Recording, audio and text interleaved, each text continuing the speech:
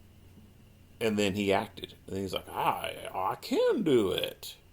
And then tried to do it. Generally, action beats reaction. And when the adversary gets to make that first move, you are having to react to that first move. I don't know the name of the game, but if you've ever played this game, that's the hand slapping game where you're facing someone, both of you have your hands reached out.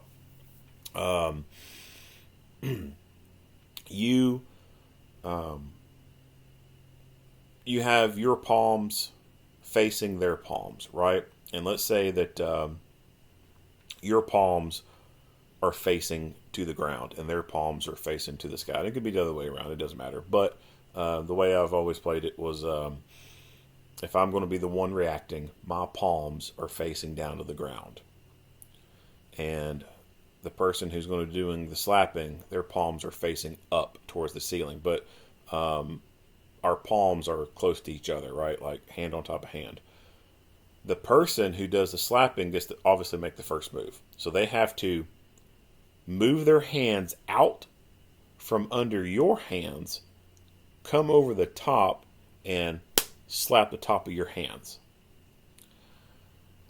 The majority of the time, the person initiating the slap can slap the top of your hands before you can completely jerk them out of the way out of their slapping ability.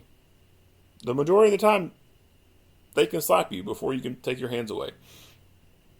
And you know what's coming. Like you were playing, like the whole intent of this freaking game is to see if you can pull your hands away fast enough before they slap you. You know what's coming. You know you're going to get slapped. You know they're going to make that move. But yet, the majority of the time, they can still slap your hands before you can move them away fast enough. This guy brought this shotgun up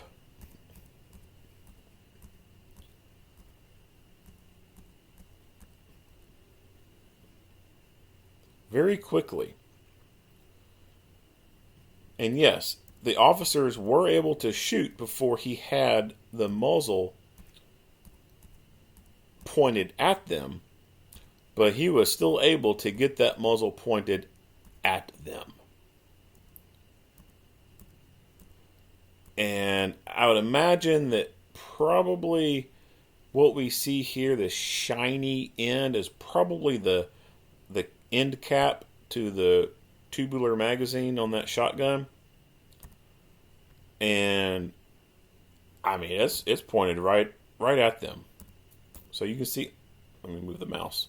So like I said, you can see that moving around. Shotgun's coming up.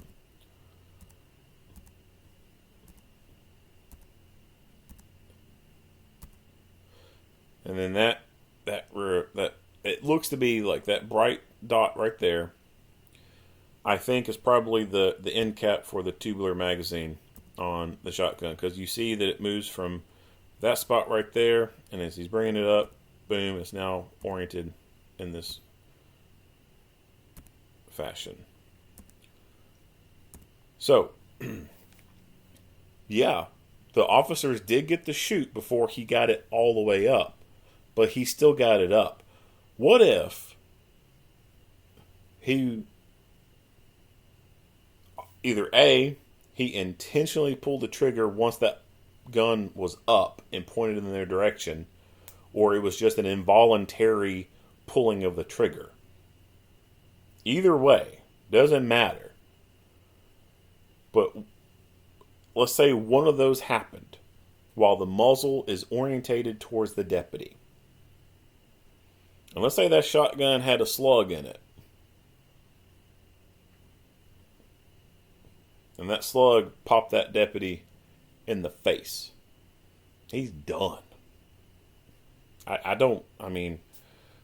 I'm sure that there's probably someone out there who's taken a shotgun round to the face, a slug, or even double aught, and has survived. But out of all the people in the world who've been shot in the face with a shotgun, like the majority of them are no longer walking around. Now, level 3 vests can stop shotgun, right? They'll stop them just fine. Let's say he had, birdshot or even double lock.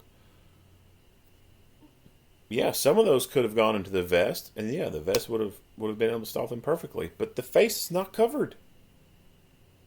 A pellet could have gone into the neck area, into the throat, gone through and hit the trachea. Could have hit a carotid. Could have gone into the ocular cavity. Could have gone through the nose. Whatever. Even if it was birdshot. Birdshot could have peppered this deputy's face.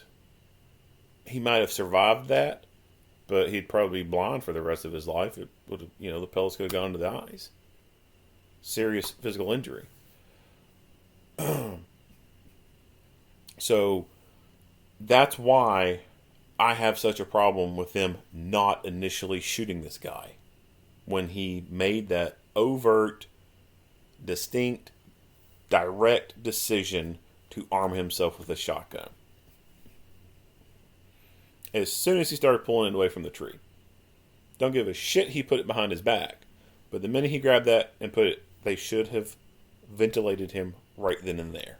No questions asked. But instead,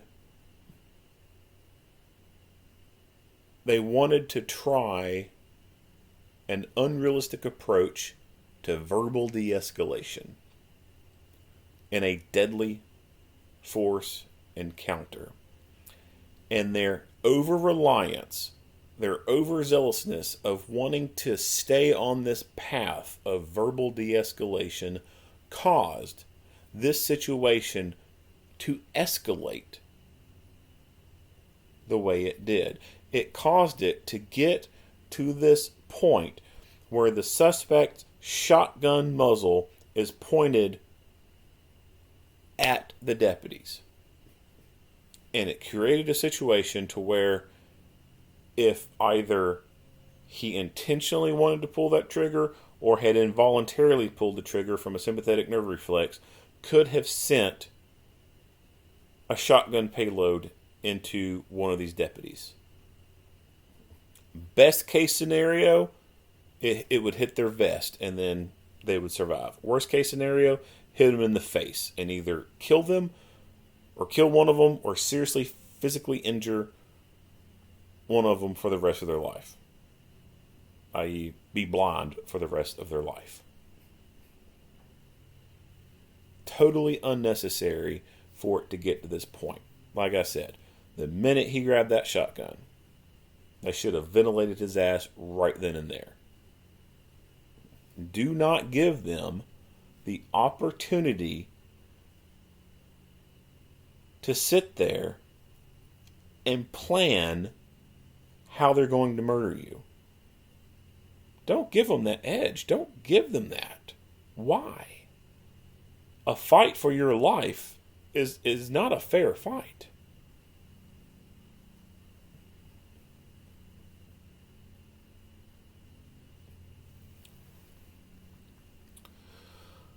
Unfortunately, this overemphasis on verbal de-escalation is just something that has plagued the law enforcement community. And it has been instituted and perpetuated by people who are led by their feelings and their emotions versus realism. People who want to focus on the overemphasis of verbal de-escalation are people who are emotional people who do not go out and do this kind of work, who are not put into situations where they have to make split-second decisions.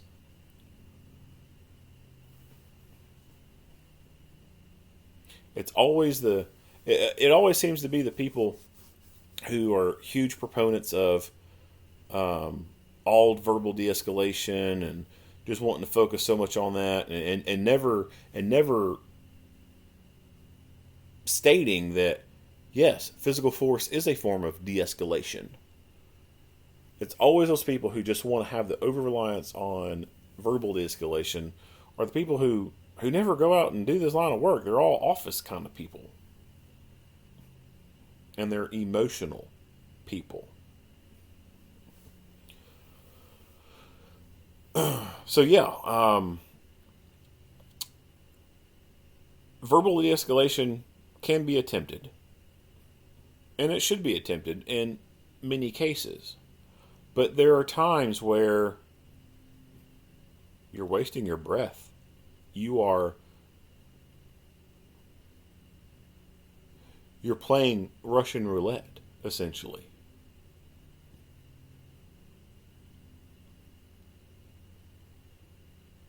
Some situations require physical force to de-escalate the situation.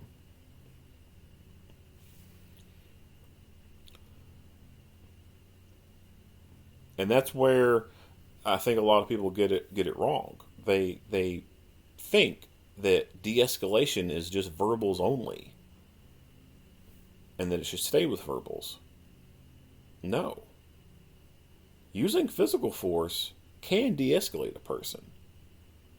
Punching someone in the face can prevent them from escalating the situation further. Doing a hard takedown can de-escalate them from making that situation worse, from escalating it to a higher level that you then have to respond to with a same or higher level. But the emotional office people, because they do not live in a reality where they have to do these things, it is completely alien to them. It is beyond their understanding, because they don't do this. They don't do this. They live in La La Land.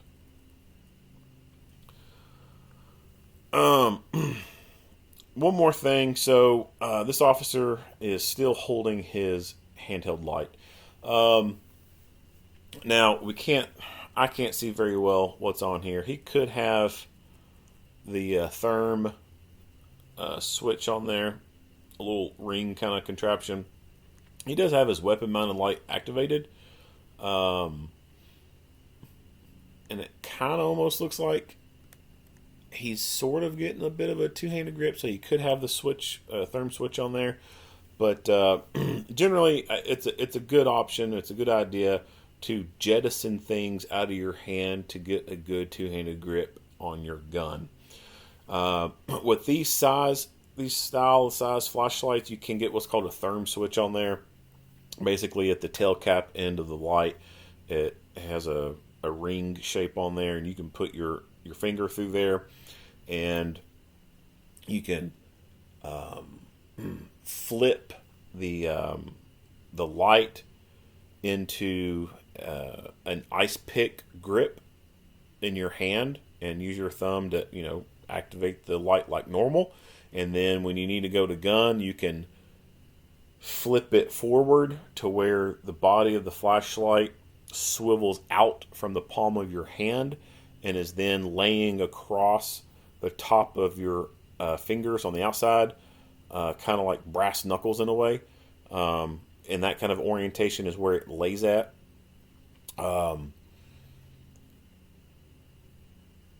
And that allows the inside palm of your hand to be able to get that good two-handed grip. And that light is on the outside of your hand, on your knuckle area, pointing outwards. Without showing like a video of a visual explanation of it, I guess trying to verbally describe it is a little bit difficult. But that could be what he's got. He could have a switch on there, but he's just not holding it properly, and that's why the gun's that's why the light's pointing down. A proper use of it would have the light actually pointing out towards the guy.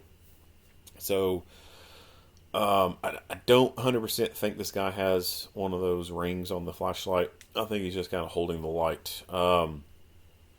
But having something in your hand like that is just impeding on you having a good two-handed grip on your handgun. And with a handgun, you need a good two-handed grip because that is how you're going to be the most accurate with your handgun. If you take one hand off the gun, you, in my opinion, are slashing your accuracy in half. And with a handgun, short barrel, short sight radius, you're kind of already screwed when it comes to accuracy with the handgun. And taking one hand off the gun it screws you even more. No idea. You can tell that he does have a shell in there, right? Like you see the brass, but no idea what's in there. Most likely it's probably birdshot. That's the cheapest stuff out there, and it's what these guys normally go and get. But I mean, you have no idea, right? Like you have to assume it has the best of the best in there, right? It's got a slug or some double lock in there. And even if it is just birdshot, right? Really small pellets. At a distance, is that firing that into someone's chest? Is that going to absolutely kill them? Maybe, maybe not. There's been, lots of people have been shot with birdshot and survive. But taking a load of birdshot to the face, you can even survive that. But your chances of being blinded for the rest of your life are pretty damn high.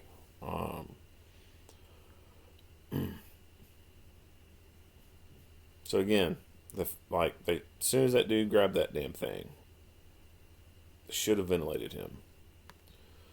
Instead, they wanted to play with fire, play a game of Russian roulette, give this guy all the time in the world to observe, orientate, decide, and act. All right.